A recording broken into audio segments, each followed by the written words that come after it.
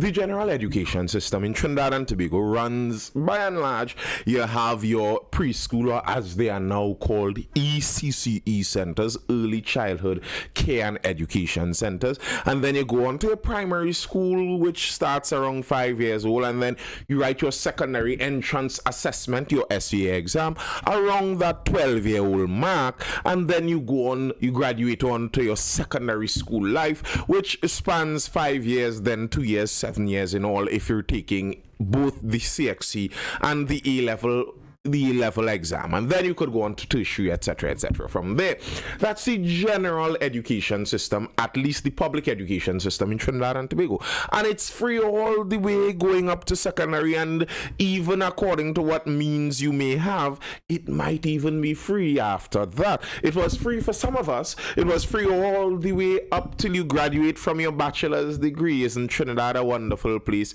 when you think about it in a certain context? Now, many people harp on this education. Trinidad is a country that focuses quite a bit on education. The first Prime Minister of Trinidad, he spoke about the future of the nation is in the book bags of these children. So, it's a education focus that at least the political directorate has that focus as part of its political campaigning as such. Both parties campaign on pushing education. So it's no surprise that education is regularly spoken about on the political stage, etc. And there has been some talk now because there's a significant contingent of Venezuelan migrants inside of Trinidad and Tobago, and a lot of them have children. There are lots of children mixed in now. The public education system, according to the Education Act, is basically free. The government pays for it, at least for the most part. And now people are clamoring, and the government seems like they may be giving in to the idea that they may open this up even to the migrant children as well.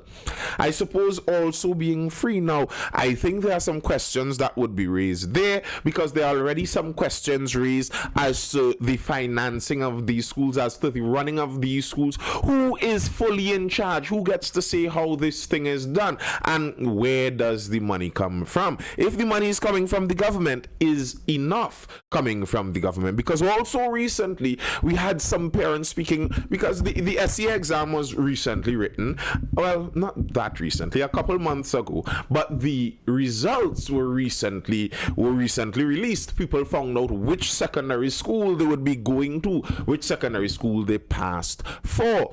And as these results were released and people found out these schools and they were in the process of attempting to register their children for these schools, some parents, maybe it seems like some first-time parents, or some parents who may not have been totally up with the times as to how a lot of these schools conduct their business, were shocked and appalled that many of these schools were calling for fees, for monies at the very beginning, sounding kind of like a registration fee. And isn't this all supposed to be a free education system? Education is supposed to be free in Trinidad and Tobago. Why are they calling for a fee? So this brought up some issues with the Education Ministry recently coming out to say that no school is supposed to be able to charge registration fees.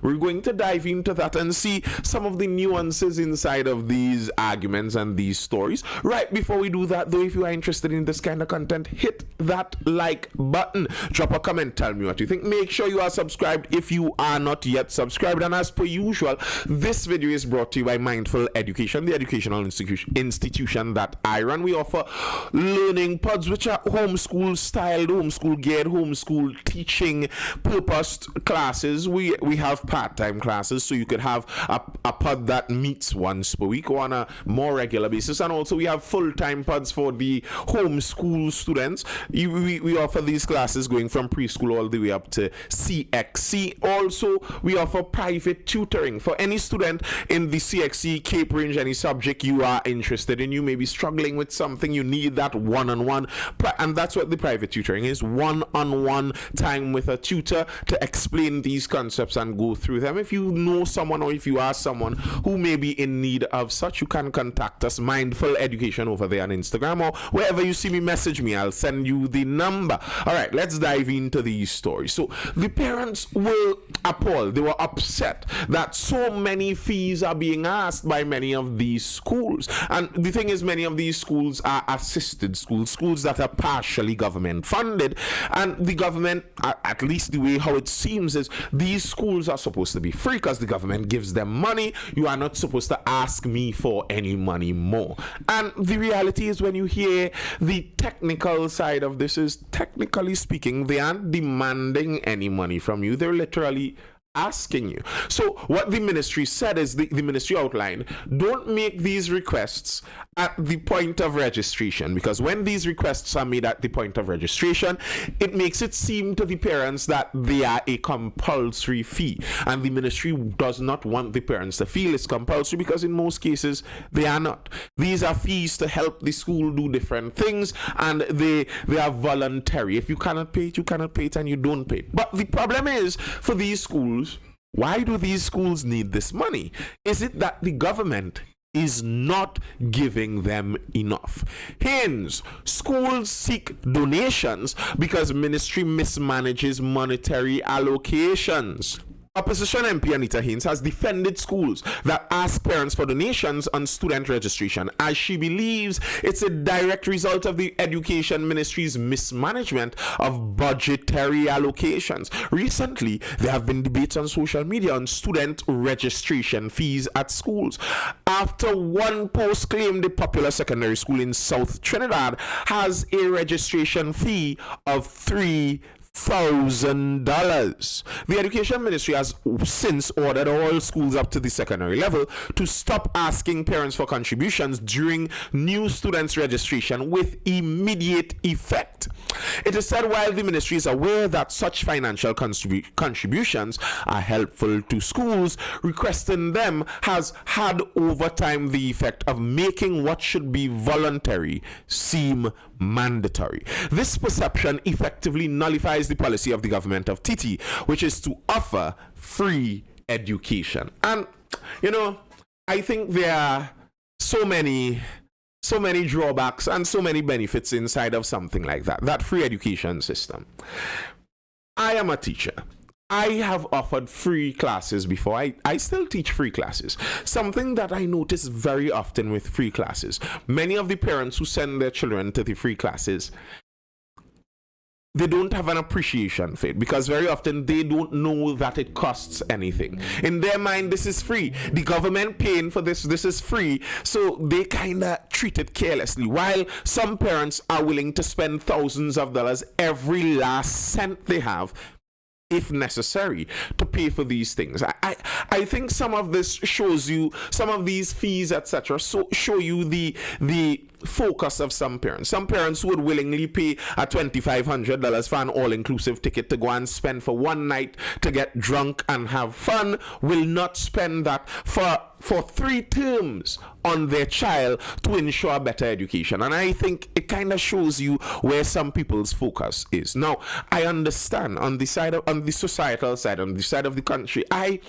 could lean towards a free education, because there are people who have the intention, they have the hope of sending their children to school to gain the benefit from it. They have right priorities. They are willing to pay whatever it takes, but they may not have whatever it takes to be paid. So I understand that the free education really helps those people. What the ministry outlined, though, for the principal is that, however, it said outside the registration period, principals may ask parents for voluntary financial contributions for school initiatives from time to time. In a release on Monday, he said the ministry neglected to inform parents, students, and stakeholders how the government plans to address the woeful shortage of resources faced by many secondary schools. The root of the issue is not that schools are forced to seek financial contributions from parents, but that the Ministry of Education has failed to execute its fiduciary duty to students. She said school administrators have said the funds acquired through these means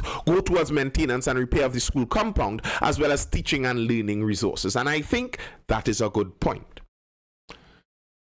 If if the school is asking for additional funds, to me, it's one of two things.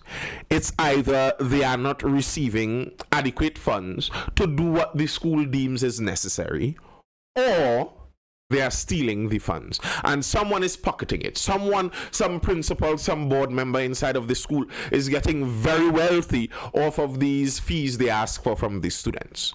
One of those two has to be true, in my opinion. And unless you could go through the school board and point out to me which school board members are enriching themselves by pocketing these school funds, I think then the onus falls kind of on the ministry here. Why do these schools need more funding? Is it that these schools are just doing more than is necessary? Is it that these schools are overdoing it? And I went to secondary school in Trinidad and Tobago. I've been to multiple secondary schools in Trinidad and Tobago. I don't see any great deal of luxury and extra splurging spent money. You know, I don't see that they're spending money on just random coffee machines on the corners of their corridors. They are not tiling the school in porcelain tiles and getting expensive artwork and corner work and molding done all around the school. That's not generally how schools run in Trinidad and Tobago. Many of the school supplies are in short supply. Many schools are on the derelict side and are struggling to upkeep maintenance. Very likely in the school, all amenities may not be up to mark in terms of functioning. So is it that these schools are underfunded? And in that case, is it a bad thing to request extra funds from the parents whose children receive the direct benefit from the school? Like, to me, at least as a parent, to me, unless the board of my school is pocketing the money, unless they are charging me an exorbitant fee and are giving someone else a free ride, if all the students in this school are asked to pay a certain fee and the fee is going towards the school, then my child benefits. Don't they? Haynes said the government has not addressed ongoing issues at schools like overcrowding, staffing shortages, infrastructure and maintenance, declining student performance rates, and provisions for students with special needs. Now, it's interesting to me that she points out these problems that exists in these schools, because while they're talking about overcrowding, staffing shortages, etc., here I am hearing the government speaking, school doors open for migrants in September. The government is advancing policy geared towards integrating migrant children into the primary school education system by September. The revelation by Ministry of Foreign and CARICOM Affairs Dr. Minister of Foreign and CARICOM Affairs Dr. Amy Brown yesterday follows repeated calls from stakeholders and activists for the displaced children to have access to tuition. During a humanitarian breakfast series that's at the U.S. Embassy, Dr. Brown stated that education without borders for migrant children could soon be a reality. That trajectory and opportunities I had as a child, I would want for every single child in Trinidad and Tobago. I'm saying this not just in theory, but to herald the government advances policy which have brought us to a point where we can look forward in the very near future. There were no talks surrounding the integration of students within the secondary school system. This was a primary school level thing. Dr. Brown also told participants that efforts were needed to bridge the gaps that pose a challenge to the enrollment of migrant children. The Foreign and CARICOM Affairs Minister also thanked local stakeholders for their role in mitigating the fallout caused by the absence of public education for migrant children, and also credited external agencies, including the officials at the United States of America Embassy, for their advocacy works on the matter. Now, as I saw someone point out there, the United States may very well be, if they're so much into the humanitarian thing, they may very well be to some extent at fault in causing some of this Venezuelan crisis in and of itself. Now, I am of the view an embargo against a country is is like, I decide I'm not going to play with you. It's my prerogative. I could tell you I don't want to play with you. You can't force me to play with you. So the United States not trading with Venezuela, I mean, it's the United States prerogative.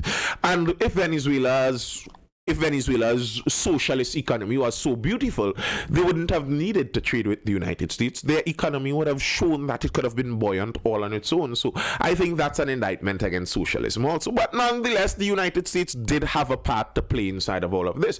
And now they're saying that we would help you, we would fund you to take these people here in your country, which, okay, seems a bit strange to me. Stakeholders react. And I don't like this stakeholders word in modern time. Stakeholders, if anyone knows about the World Economic Forum, it's a kind of globalist movement now where you hear the stakeholders word used so often. You know, people who have a stake in something, and people who have a stake in something could be nearly anybody. So you could be talking about the local primary school education system inside of Trinidad and Tobago, and the stakeholders you speak about would be people who are not Trinidadian citizens. I am sorry, but the public education system that is paid for by the public of Trinidad and Tobago, the main stakeholders in such a system would be the public of Trinidad and Tobago, not the US Embassy and foreign refugee activists. I'm sorry, I don't see them as having a massive stake in my local affairs. Stakeholders react. Stakeholders have been clamoring for migrant children to be allowed to access an education. Among them is the coordinator of the Laramie Migrant Support Group. We have been saying migrant children need to be educated for years. We didn't want to lose a generation and add to crime and other social problems. We thought that one of the first ways to address one of the many issues that migrants were having was to start with the children's education. Tutor has reservations. President of the Trinidad and Tobago Unified Teachers Association, Martin Lumpkin, said while the organization has not been part of any policy discussion on the matter, it understands the humanitarian issue. So, when the government speaks with the stakeholders about involving migrant children being educated in the public education system of Trinidad and Tobago, the stakeholders do not include the Teachers Association and they do not include the parents. This is why I hate globalism. Just so you know it, this is why I hate globalism, because they have a skewed understanding of who the real stakeholders are in an issue. So yes, there's a humanitarian crisis. Yes, I don't want to see migrant children languishing out there, not being educated, falling through cracks and ending up in a more trying and difficult situation. I don't want that. But there are limited resources, and who do the resources go to first? That is a question that needs to be answered. It may sound like an unkind, cruel question, but it is a legitimate question.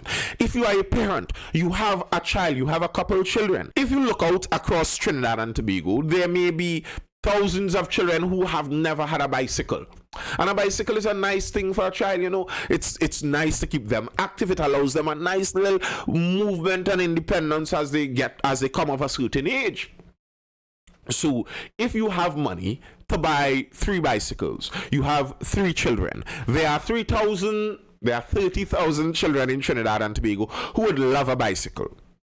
Who gets the bicycle resource first? Do you buy the bicycle for your child first, or does it go towards the other needy children across the country? Legitimately needy.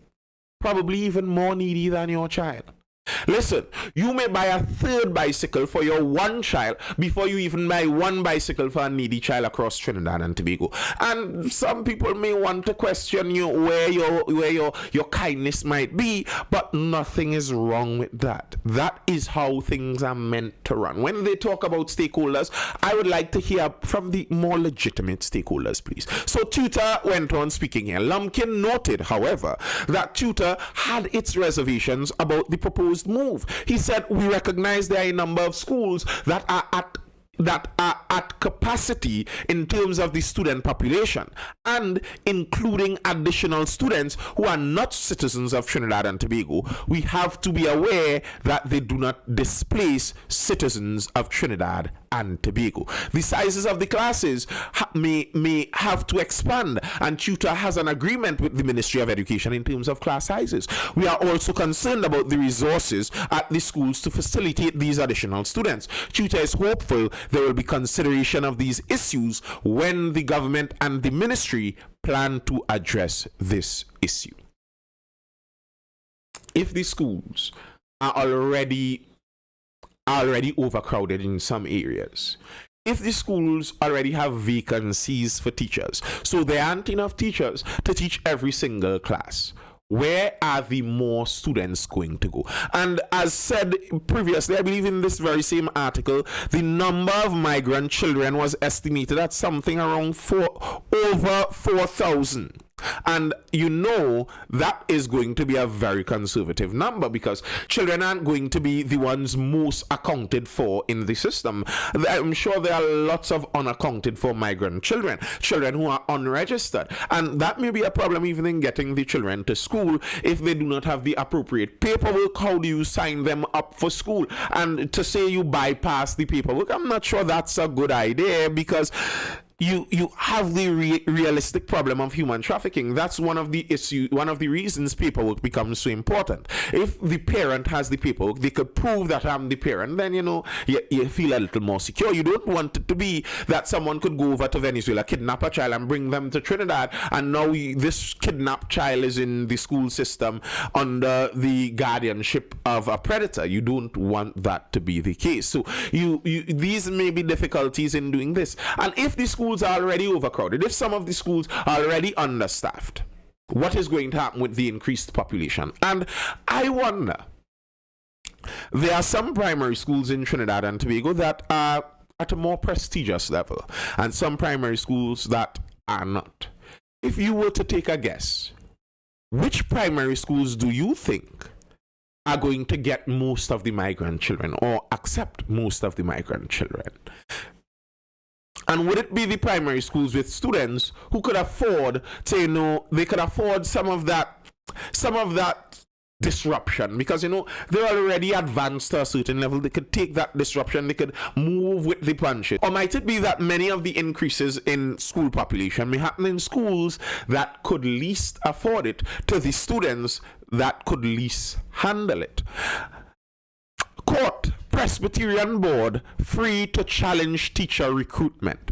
As we're talking about increasing primary school populations, the denominational boards are currently battling with the Teaching Service Commission and the ministry to be able to hire teachers.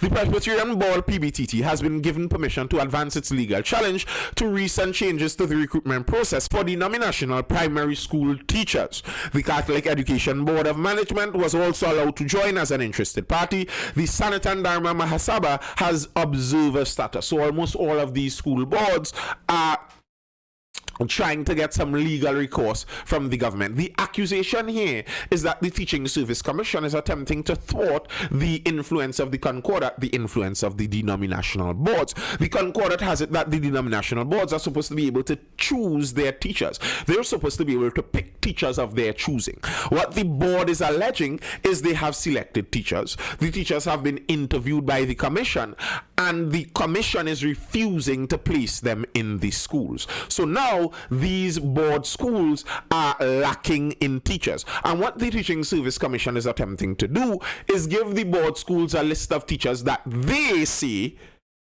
can be selected from, which is not supposed to be the procedure. Why is the government attempting to exert undue influence over the denominational boards? I am curious to know this. Who in the government is pushing this, and why? Why is it the state wants more control of the denominational schools? Why is it the state wants more control of schooling in general? Is it something to do with the ideas of bringing in migrant students? And I don't think that if the state now controls all schools, it is somehow going to increase the ability to educate children, even if they bring in the migrant students. Take a look at how the state runs schools. Look around at state-run, wholly run government schools, and then look at denominational schools and tell me Would you want more schools to be run more like the state schools or more like the denominational schools? And if we're looking at something like bringing in an extra 4, 5, even 6+ thousand students into primary school, students who may have language barriers, students who may be in the grips of poverty, students who may have cultural differences. If we're doing that, how are we going to manage to do that while the schools that best educate children are being stymied and hampered by the ministry from even getting teachers according to their choosing? How do we plan to do this? We have overcrowded schools, understaffed schools, schools without the proper budgetary allocation to run up to mark. They're begging students. Are they going to beg Venezuelan migrant students when they come in? And this is even aside from the general idea. Do migrants pay taxes? Do they pay sufficient taxes into the system to be able to extract from the system years of free education? These questions could sound cruel, but they are realistic. Resources are limited. Needs are unlimited. You cannot fulfill everyone's needs, especially as the government, especially when you are taking these resources from the citizens. But these are my thoughts. Tell me what your thoughts are, what your opinion might be. Drop a comment, tell me what you think. That's all I have for now. I hope you are educated, informed, or entertained, and I will see you in the next video.